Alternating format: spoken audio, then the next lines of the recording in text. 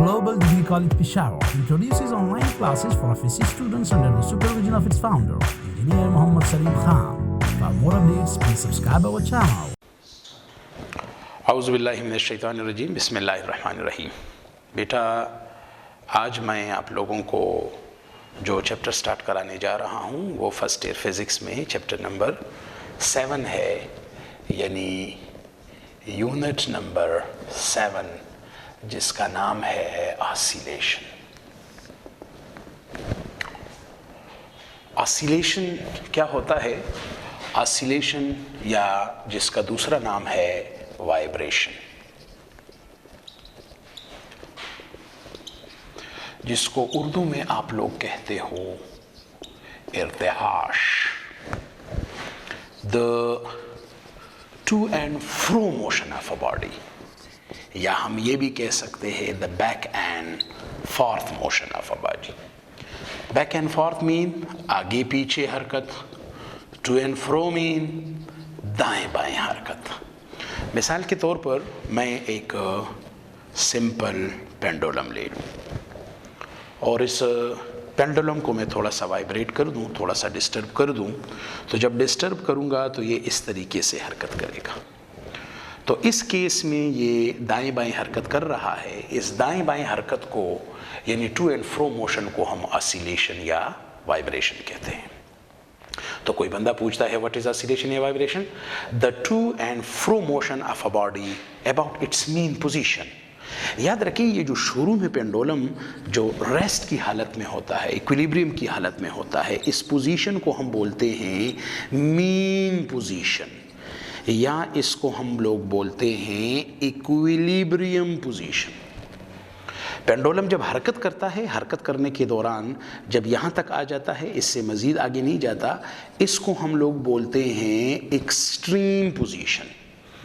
इसका मतलब है एक मीन पोजीशंस हो जाएंगी और दो मेरे पास एक्सट्रीम पोजीशंस हो जाएंगी। So what is oscillation?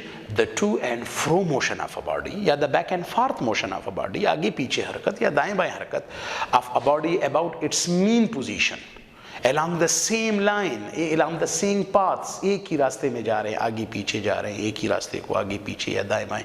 So that motion is known as a vibration or oscillation. तो इस चैप्टर में जनाब हम ऑसिलेशन वाइब्रेशन को डिस्कस करेंगे।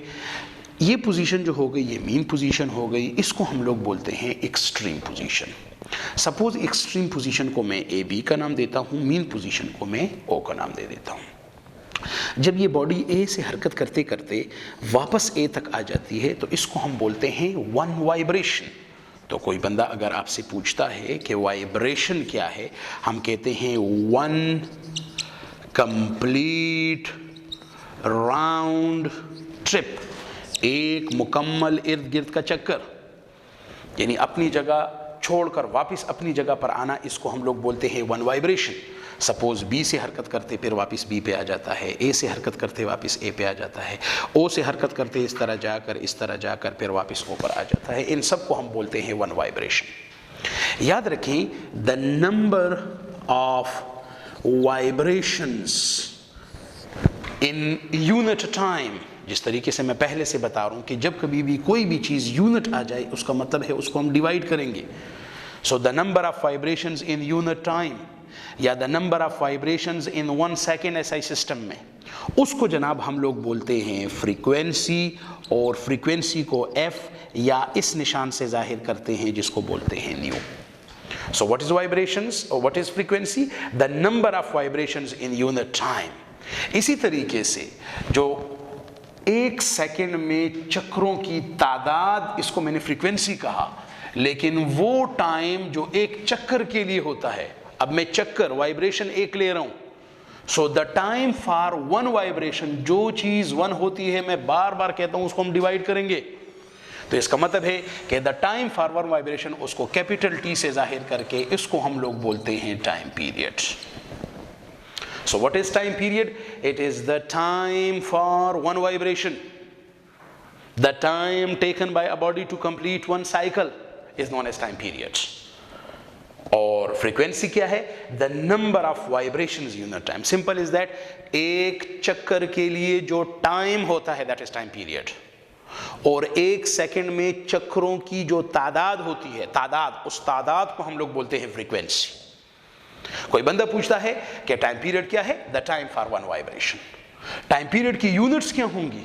ذرا دیکھیں، ٹائم کی یونٹ ہوتی ہے سیکنڈ، وائبریشن چکر ہے، چکر کی کوئی یونٹ نہیں ہوتی۔ کتنے چکر ہو گئے؟ 5، 6، 10، اس میں کوئی یونٹس نہیں ہوتی۔ تو عام طور پر چکروں کی کوئی یونٹس نہیں ہوتی، تو آپ یونٹس نہ بھی لگاؤ تو کوئی مسئلہ نہیں، لگاتے بھی ہو تو یہی وائبریشن کہہ دو۔ تو جنرلی ہم کہیں گے کہ ٹائم پیریڈ، چونکہ ٹائم کو کہتے ہیں، ٹائم کو ہم سیکنڈوں میں ناپتے ہیں، تو اس کا مطلب یہ ہوا کہ ٹائم پیریڈ کی یونٹ جو ہوتی ہے بیٹا وہ سیکنڈ ہو جاتی ہے۔ اسی طریقے سے کوئی بندہ آپ سے پوچھتا ہے کہ فریکوینسی کی کیا یونٹ ہے؟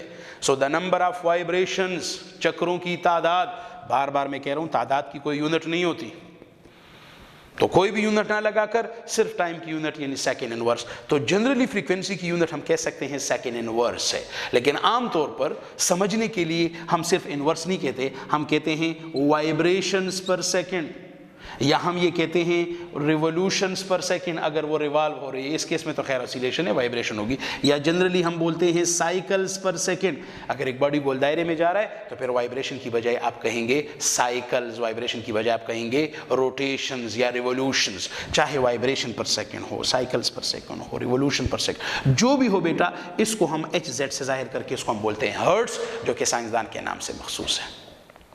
جنرلی ہرٹز جو ہوتا ہے یہ سیکنڈ انورس کے برابر ہوتا ہے، کیونکہ میں بار بار کہہ رہا ہوں وائبریشن ایکچولی ورڈ ہے، یہ ایک ٹرم ہے، یہ یونٹ نہیں ہے۔ یونٹ جیسے اس میں سیکنڈ ہے، تو ہم یہ بھی کہہ سکتے ہیں کہ hertz is basically the reciprocal of second. تو کوئی بندہ پوچھتا ہے what is time period? The time for one vibration. One مین یونٹ وائبریشن، یونٹ مین ون، جو چیز ون آ جاتی ہے وہ ڈیوائڈ کرو گے تو فارمولے میں ہم اس طریقے سے لکھ سکتے ہیں the units of the time period is second and what's vibrations, what is frequency? The number of vibrations in unit time یا the number of cycles in unit time is known as frequency, which is represented by F or nu, and the units of vibrations is generally hertz. بیٹا اگر اس definition کو میں الٹا کر دوں، میں اس definition کو اس طرح بھی لکھ سکتا ہوں کہ time divided by vibration is equal to time period. اگر اس کو میں الٹا کر دوں، وائبریشن بائی ٹائم ہو جائے گا، تو یہ بھی الٹا ہو کر 1/T، کیونکہ ہر چیز کے نیچے اصل میں ایکچولی 1 ہوتا ہے۔ تو اگر میں اس کو الٹا کروں گا یہ بھی الٹا ہو جائے گا۔ وائبریشن پر ٹائم ابھی میں نے بتا دیا کہ یہ کس کے برابر ہوتا ہے؟ فریکوینسی کے برابر ہوتا ہے۔ Vibration divided by time is frequency. اس کا مطلب ہے میں اس کی بجائے F لگا کر کہہ سکتا ہوں کہ F برابر ہوتا ہے 1/T۔ میرا کہنے کا مقصد یہ ہے کہ ہم یہ کہہ سکتے ہیں کہ frequency is the reciprocal of time period. Reciprocal, جس کو آپ لوگ اردو میں کہتے تھے مقلوب، الٹا۔ So what is time period? It is the reciprocal of frequency. What is frequency? It is the reciprocal of time period. تو frequency reciprocal ہے time period کا، یا time period ہے reciprocal ہے frequency کا، آپ دونوں یہ کہہ سکتے ہو۔ تو جناب یہ جو میں oscillation یا vibration کر رہا تھا، vibration میں نے کہا کہ یہ mean position ہے، یہ extreme position ہے، پھر میں نے vibration آپ کو ڈسکس کرایا، پھر میں نے آپ لوگوں کو time period ڈسکس کرایا۔ اسی طریقے سے جناب اس کے کچھ مزید اور کچھ ٹرمز ہیں، کچھ ٹرمینالوجیز ہیں، مختلف قسم کے ورڈز ہیں جو ہم اس آسیلیشن وغیرہ میں یوز کریں گے۔ تو اس ورڈز کی میں ذرا ایکسپلینیشن کرنا چاہتا ہوں کہ آپ ان ورڈز کو کس طریقے سے ڈیفائن کرو گے۔ مثال کے طور پر سب سے پہلے آ جاتا ہے ڈسپلیسمنٹ، ایک اور چیز آ جاتی ہے جس کو ہم لوگ بولتے ہیں ایمپلیٹیوڈ، جس کو اردو میں کہتے تھے ہیتا۔ What is displacement? The distance of the vibrating body from its mean position at any instant، کسی بھی لمحے پر آپ وائبریٹنگ باڈی کا فاصلہ لے لو۔ مثال کے طور پر یہ میرے پاس پینڈولم ہے، حرکت کر رہا ہے، اور میں یہ دیکھ رہا ہوں کہ پینڈولم حرکت کرتے کرتے یہاں آ جاتا ہے۔ اب یہاں پر اس کا مین پوزیشن سے یہ والا فاصلہ آ جاتا ہے، اسی فاصلے کو ہم ایکس سے ظاہر کر کے اس کو بولتے ہیں ڈسپلیسمنٹ۔ اس ڈسپلیسمنٹ کو ہم ایکس سے ظاہر کرتے ہیں، لیکن یاد رکھیں یہ فاصلہ ہوگا ایٹ اینی انسٹنٹ، کسی بھی لمحے پر ہوگا۔ لمحہ مین ویری شارٹ ٹائم۔ اگر آپ دیکھیں گے تو حرکت کرنے کے دوران یہ باڈی تو یہاں ہوگی، لیکن تھوڑی دیر کے بعد یہ باڈی یہاں پہ آ کر اس کا فاصلہ یہ ہو جائے گا، دوسرے ہی لمحے باڈی یہاں آ کر اس کا فاصلہ یہ ہو جائے گا، تیسرے ہی لمحے قریب آ کر اس کا فاصلہ. میرا کہنے کا مقصد یہ ہے کہ سینٹر سے اس کا فاصلہ جو ہوتا ہے یہ ایک خاص لمحے پر ہوتا ہے، ایٹ اینی انسٹنٹ ہوتا ہے. اسی وجہ سے ہم یہ کہہ سکتے ہیں کہ what is displacement? It is the distance of the vibrating body from its mean position at any instant. کسی بھی لمحے پر. یاد رکھیں بیٹا، ایک ڈسپلیسمنٹ ہم نے پہلے بھی ڈسکس کی تھی چیپٹر نمبر 3 میں، اور اس ڈسپلیسمنٹ کو ہم اصل میں ظاہر کرتے تھے کس سے؟ ایس سے. ایک ڈسپلیسمنٹ ہم نے چیپٹر نمبر 5 میں بھی ڈسکس کی ہے، اور اس کو ہم نے ظاہر کرتے تھے کس سے؟ تھیٹا سے. ایک ڈسپلیسمنٹ ہم اس چیپٹر میں پڑھ رہے ہیں، اور اس ڈسپلیسمنٹ کو ہم ظاہر کر رہے ہیں ایکس سے. اس ڈسپلیسمنٹ کی کیا ڈیفینیشن تھی؟ the shortest distance from initial to the final position of a body. اس ڈسپلیسمنٹ کی کیا ڈیفینیشن تھی؟ the angle subtended by a moving body at the center of the circle. اس ڈسپلیسمنٹ کی کیا ڈیفینیشن ہے؟ the distance of the vibrating body from its mean position at any instant. یاد رکھیں یہ ڈسپلیسمنٹ ہوتی تھی کون سی موشن میں؟ لینئر موشن میں. یہ جو ڈسپلیسمنٹ تھی یہ کون سی موشن میں تھی؟ اینگولر موشن میں. یہ جو ڈسپلیسمنٹ ہے یہ کون سی موشن میں ہے؟ یہ وائبریٹری موشن میں ہے، اوسیلیشن میں ہے. اس کا مطلب ہے کہ موشنز مختلف قسم کی ہیں تو ان میں ڈسپلیسمنٹس بھی مختلف قسم کی ہیں. ہر ڈسپلیسمنٹ کی موشن میں اپنی اپنی ڈیفینیشن ہے اور اپنی اپنی ایبریویشن ہے. مجھے یہ بتائیں یہ کون سی تھی؟ جناب یہ ویکٹر کوانٹٹی ہوتی تھی. اس کی ڈائریکشن ہوتی تھی from initial to the final position. یہ بھی ویکٹر کوانٹٹی تھی. اس کی ڈائریکشن معلوم کرتے تھے رائٹ ہینڈ رول سے، اگر آپ لوگوں کو یاد ہو تو. بالکل اسی طریقے سے یہ ڈسپلیسمنٹ جو ہے یہ بھی ویکٹر کوانٹٹی ہے. تو اس کو بھی ہم ایکس نہیں ایکس اس طرح ظاہر کرتے ہیں. ذرا سوچیں، the distance of a body from its mean position. From کا مطلب ہے مین پوزیشن سے میں فاصلہ لوں گا. اس کا مطلب ہے کہ ایکس کی ڈائریکشن جو ہوگی away from the mean position ہے. مثال کے طور پر میرے پاس یہ ایک وائبریٹری باڈی ہے. تھوڑی دیر کے بعد میں دیکھتا ہوں باڈی ہے تو میں مین پوزیشن سے فاصلہ لے لوں گا، دیٹ از ایکس. اس کا مطلب ہے کہ X is away from the mean position. جو مین پوزیشن سے اس سے اوے ہوگی اس کی ڈائریکشن. اسی طریقے سے اگر میں یہاں دیکھتا ہوں باڈی یہاں پر ہے تو میں کہوں گا یہ اس کی ڈسپلیسمنٹ ہو گئی تو ایکس کی ہے. تو اس کا مطلب ہے کہ this displacement is again a vector quantity, اور یہ ویکٹر کوانٹٹی ہے اور اس کی ڈائریکشن جو ہوتی ہے it is away from the mean position of the body. So that is the displacement in oscillation, or that is the displacement in vibration. بالکل اسی طریقے سے اب جب یہ باڈی حرکت کر رہی ہے اور حرکت کرنے کے دوران یہ ایکسٹریم پوزیشن پر آ جاتی ہے. ایکسٹریم پوزیشن پر جناب اس کی ڈسپلیسمنٹ جو ہوتی ہے وہ میکسیمم ہو جاتی ہے. اس میکسیمم ڈسپلیسمنٹ کو پھر ہم لوگ بولتے ہیں ایمپلیٹیوڈ. ایمپلیٹیوڈ کو جناب ہم ظاہر کرتے ہیں ایکس ناٹ سے. تو کوئی بندہ پوچھتا ہے کہ what is amplitude؟ ہم کہتے ہیں it is the maximum displacement of the vibrating body from its mean position on either side. کسی بھی سائڈ پر آپ لے سکتے ہیں. میرا کہنے کا مقصد یہ ہے کہ چونکہ وائبریٹنگ باڈی دو اپنی مین پوزیشن کے دائیں بائیں جانب کرتی ہے. مثال کے طور پر یہ میرے پاس ایک وائبریٹنگ باڈی ہے، اور اس وائبریٹنگ باڈی میں اگر دیکھوں مثال کے طور پر یہ اس کی ایک مین ایکسٹریم پوزیشن ہے، یہ دوسری ہے، اور یہ اس طریقے سے حرکت کر رہا ہے. تو جناب اس کو بھی ہم بول سکتے ہیں کہ دیٹ از ایکچولی ایمپلیٹیوڈ. اس کو بھی ہم بول سکتے ہیں دیٹ از ایمپلیٹیوڈ. میرا کہنے کا مقصد یہ ہے کہ ایمپلیٹیوڈ جو ہوتی ہے وہ صرف ایک ڈائریکشن میں نہیں ہوتی بلکہ دونوں سائڈز پر ہو سکتی ہے، ادھر بھی ہو سکتی ہے ادھر بھی. So what is amplitude? The maximum displacement of a vibrating body from its mean position on either side. اب اس ایمپلیٹیوڈ کو ہم ایکس ناٹ سے ظاہر کرتے ہیں. کیوں ایکس ناٹ سے ظاہر کرتے ہیں؟ اس کی مین ریزن یہ ہے کہ اس کو ہم ایکس ناٹ سے اس لیے ظاہر کرتے ہیں کہ اس ایکس کا مطلب ہے ڈسپلیسمنٹ. اس کا مطلب یہ ہے کہ جب اس کی ویلوسٹی زیرو ہوتی ہے، یاد رکھیں یہ چھوٹا سا ناٹ جو ہوتا ہے، زیرو جو ہوتا ہے، یہ اصل میں زیرو ویلوسٹی کو شو کرتا ہے. تو ایکس ناٹ کا اصل میں مطلب کیا ہے؟ The displacement of the body when the velocity of the body is zero. جب یہ باڈی حرکت کرتی ہے تو حرکت کے دوران جب یہ یہاں پہنچ جاتی ہے تو تھوڑے سے وقت کے لیے اس کی ویلوسٹی جو ہوتی ہے وہ زیرو ہو جاتی ہے.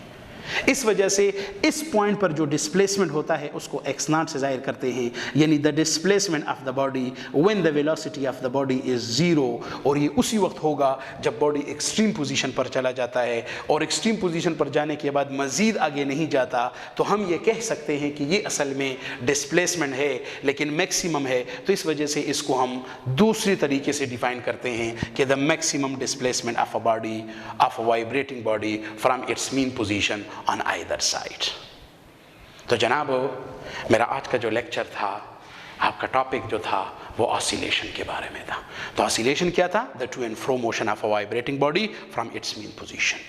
پھر اس میں مختلف قسم کے جو ٹرمز ہیں وہ میں آپ لوگوں کو ڈیفائن کرا رہا ہوں۔ جناب یہ چیزیں ڈسکس کرنے کے بعد اسی آسیلیشن میں، اسی وائبریشن میں ہم ایک موشن پڑھیں گے جس کو ہم لوگ بولتے ہیں پیریاڈک موشن۔ پیریاڈک موشن کہتے ہیں دوہری حرکت، یعنی ایسی حرکت جس کا اپنا ایک دور ہوتا ہے، تو اس وجہ سے اس کو ہم پیریاڈک موشن یا اس کو ہم دوہری حرکت کہہ سکتے ہیں۔ پیریاڈک موشن کیا ہے؟ دا موشن وچ ریپیٹس، جو دہراتی ہے، اٹ سیلف یعنی اپنے آپ کو، یعنی اپنی موشن کو دہراتی ہے، after equal intervals of time. Intervals کہتے ہیں وقفوں کو، ایسی موشن جو اپنے آپ کو مساوی وقفوں کے بعد دہراتی ہو۔ مثال کے طور پر میں یونیفارم سرکولر موشن لے لوں۔ یاد رکھیں اگر ایک باڈی گول دائرے میں جا رہی ہے اور سپوز وہ 2 سیکنڈ میں اپنا چکر پورا کر لیتی ہے، تو 2 سیکنڈ میں اپنا چکر پورا کرنے کے بعد دوبارہ اپنی موشن کو ریپیٹ کر رہی ہے۔ کتنے ٹائم کے بعد؟ 2 سیکنڈ کے بعد۔ تو 2 سیکنڈ کے بعد وہ اپنے موشن کو ریپیٹ کرنے کے بعد پھر 2 سیکنڈ کے بعد پھر ریپیٹ کر رہی ہے، پھر ریپیٹ کر رہی ہے۔ تو یونیفارم سرکولر موشن جو ہے وہ اپنی موشن کو ریپیٹ کرتی ہے، دہراتی رہتی ہے after equal intervals of time, تو اس کو ہم بولتے ہیں پیریاڈک موشن۔ اسی طریقے سے آپ آسیلیشنز جو اگر لیتے ہیں تو یہ بھی پیریاڈک موشن ہوتی ہیں۔ مثال کے طور پر میں ایک پینڈولم لے لیتا ہوں اور پینڈولم حرکت کرتا ہے، سپوز پینڈولم 2 سیکنڈ میں چکر پورا کر لیتا ہے، 2 سیکنڈ میں چکر پورا کرنے کے بعد اپنی موشن کو پھر ریپیٹ کرتا ہے 2 سیکنڈ کے بعد، تو 2 سیکنڈ کے بعد ریپیٹ کرنے کے بعد واپس آئے گا، 2 سیکنڈ کے بعد پھر ریپیٹ کرے گا، پھر ریپیٹ کرے گا۔ میرا کہنے کا مقصد یہ ہے کہ جو آسیلیشنز ہوتی ہے اس کو بھی پیریاڈک موشن کہہ سکتے ہیں، یونیفارم سرکولر موشن جو ہوتی ہے اس کو بھی پیریاڈک موشن کہہ سکتے ہیں۔ So what is periodic motion? The motion which repeats itself after equal intervals of time, that motion is known as periodic motion. Then periodic motion is of 2 types. Uniform circular motion is also a type of periodic motion. Oscillation is also a type of periodic motion. لیکن اس chapter میں ہم uniform circular motion discuss نہیں کریں گے کیونکہ ہمارا chapter جو ہے وہ آسیلیشن کے متعلق ہے، تو اس وجہ سے ہم آسیلیشن ڈسکس کریں گے۔ یاد رکھیں بیٹا، جو آسیلیشن، جو آسیلیٹری یا وائبریٹری پیریاڈک موشن ہوتی ہے اس میں ایک خاصیت پائی جاتی ہے۔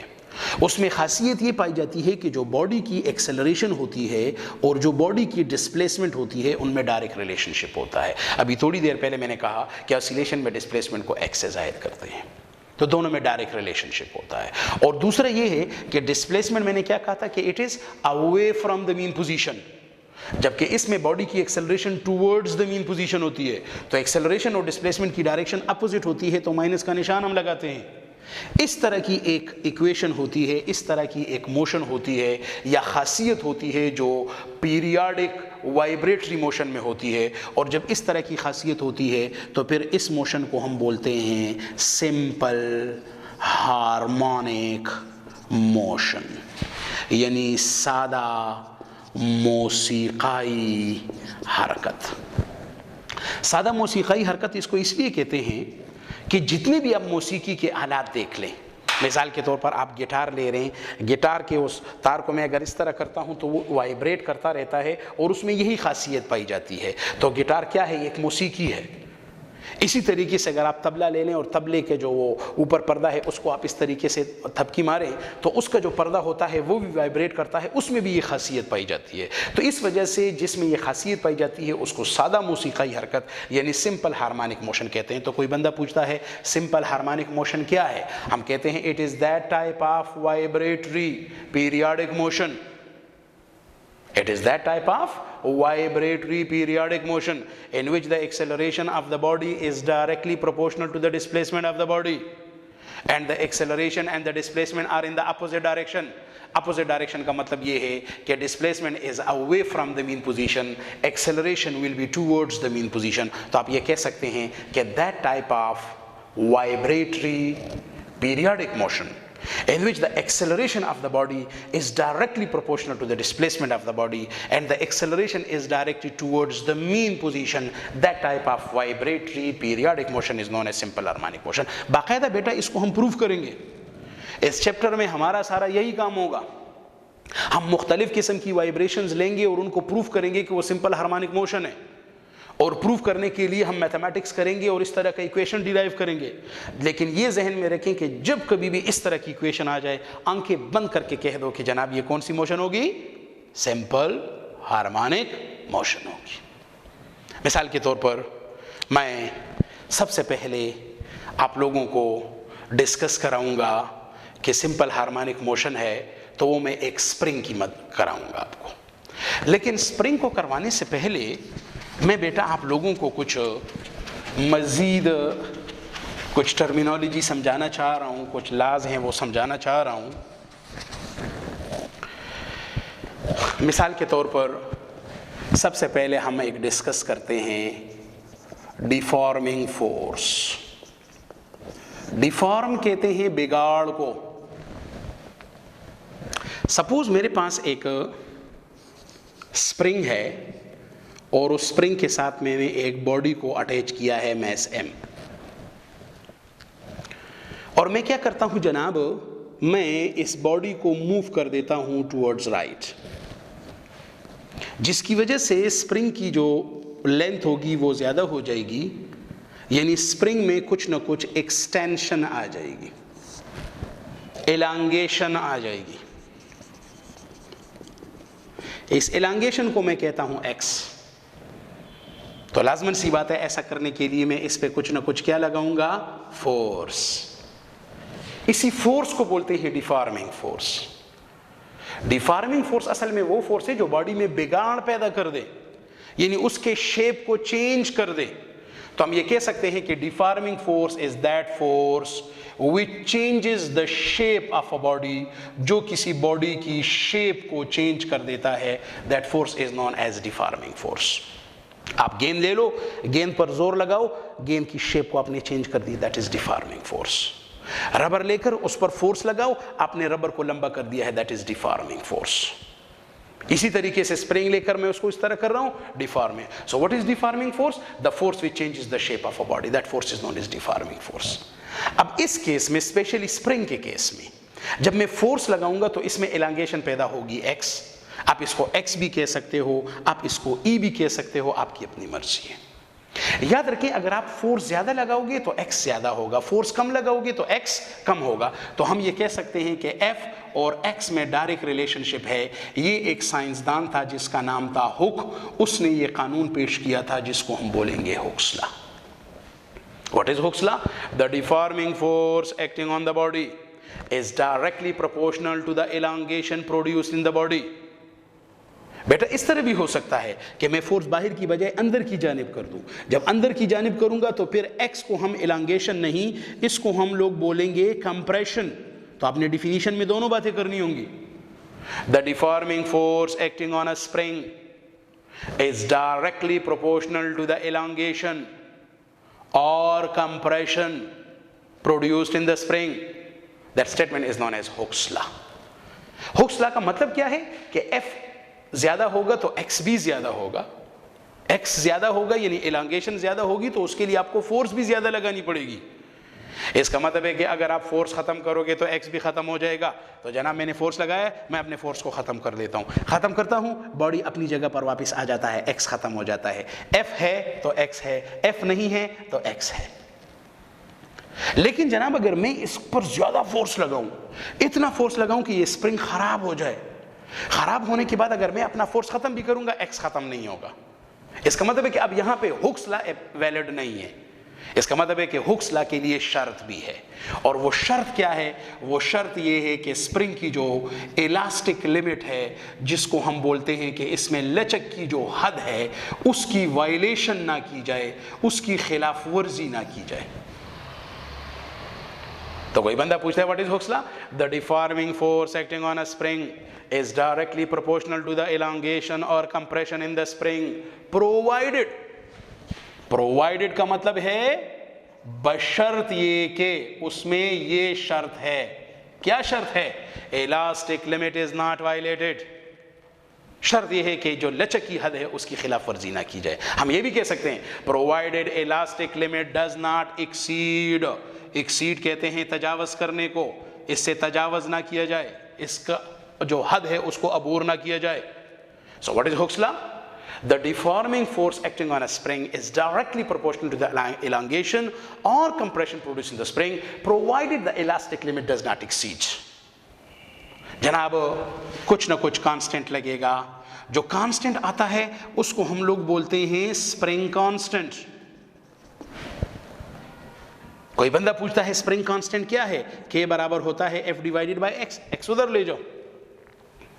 تو کوئی بندہ پوچھتا ہے واٹ از اسپرنگ کانسٹنٹ؟ ہم کہہ سکتے ہیں it is the deforming force which is acting on the spring. کب؟ when unit elongation or compression is produced in the spring. جو چیز ڈیوائڈ ہو جاتی ہے, میں بار بار کہتا ہوں, اس کا مطلب ہوتا ہے یونٹ. مثال کے طور پر میں اسپرنگ کو کھینچ رہا ہوں اور اسپرنگ میں elongation پیدا کر رہا ہوں. سپوز میں سی جی ایس سسٹم لے رہا ہوں. سی جی ایس سسٹم میں اس کا مطلب یہ ہے کہ میں 1 سینٹی میٹر لگا رہا ہوں, 1 سینٹی میٹر اس میں elongation پیدا کر رہا ہوں, تو میرے پاس K برابر ہوگا ایف ڈیوائڈیڈ بائی ایکس. میرے پاس ہے 1 سینٹی میٹر یونٹ ہے, یونٹ لوگ کیلکولیشنز میں نہیں لگاتے, تو میرے پاس آ جائے گا کہ K برابر ہوگا F. So what is K? It is the amount of force which is required to produce unit elongation in the spring. اس کی یونٹس کیا ہوں گی؟ فورس کی یونٹ ہوگی نیوٹن, اس کی یونٹ ہوتی ہے میٹر ایس آئی سسٹم میں. سی جی ایس سسٹم میں فورس کی یونٹ ہوتی ہے ڈائن, اس کی یونٹ ہوتی ہے سینٹی میٹر. جناب یہ ایس آئی سسٹم میں ہے, یا ہم یہ کہہ سکتے ہیں یہ ایم کے ایس سسٹم ہے.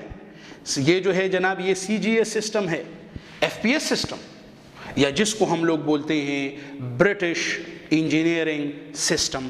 اس کیس میں فورس کی یونٹ ہوتی ہے پاؤنڈ, ڈسپلیسمنٹ کی یونٹ ہوتی ہے foot. So these are the units of the spring constant and different systems. اب مثال کے طور پر میرے پاس 2 اسپرنگ ہے. ایک کون سا اسپرنگ ہے جناب؟ ایک میرے پاس سافٹ اسپرنگ ہے اور ایک میرے پاس ہارڈ اسپرنگ ہے. ہارڈ سے مراد ہے اسٹف اسپرنگ ہے. اب ظاہر ہے جو سافٹ اسپرنگ ہوگا اس کو 1 سینٹی میٹر میں کھینچوں گا تو اس کے لیے میں فورس کم لگاؤں گا. فورس کم لگانے کا مطلب اس کیس میں K کم ہوگا. تو ہم یہ کہہ سکتے ہیں کہ for soft spring the value of K will be small. لیکن اگر سخت اسپرنگ ہوگا اس کو 1 سینٹی میٹر لمبا کھینچنے کے لیے آپ کو فورس زیادہ لگانا پڑے گا, تو اس کیس میں ہم یہ کہیں گے کہ اس کے لیے K کی ویلیو جو ہوگی وہ لارج ہوگی. تو میرا کہنے کا مقصد یہ ہے کہ دا value of K depends upon the nature of the material of the spring.